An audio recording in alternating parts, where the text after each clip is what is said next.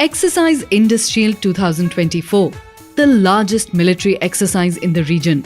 featured the participation of various air chiefs and high-ranking military officials from allied countries to witness the mega event. The exercise highlighted the premier multi-domain warfighting capabilities of Pakistan Air Force and reinforced the importance of collaboration among air forces worldwide. During his official visit to witness Exercise Indus Shield 2024, Air Marshal Udeni Rajapaksa, the commander of the Sri Lankan Air Force, called on Air Chief Marshal Zaheer Ahmed Sidhu, Chief of the Air Staff Pakistan Air Force, at Air Headquarters Islamabad. The meeting covered a wide array of topics pertaining to operational matters in the context of regional security.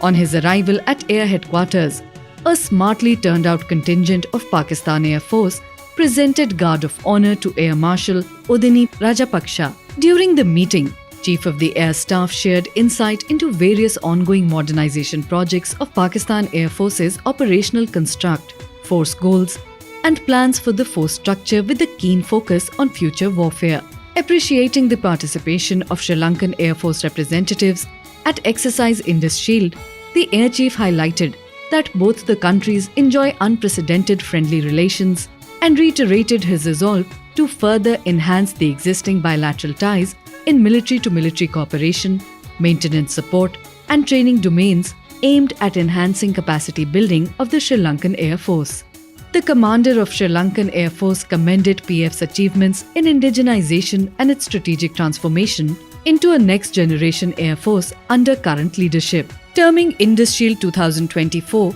a world-class exercise, the visiting dignitary lauded the professionalism of PF personnel and praised the role played by Pakistan Air Force in the organization and flawless execution of the mega event to bring together all the top air powers from across the globe.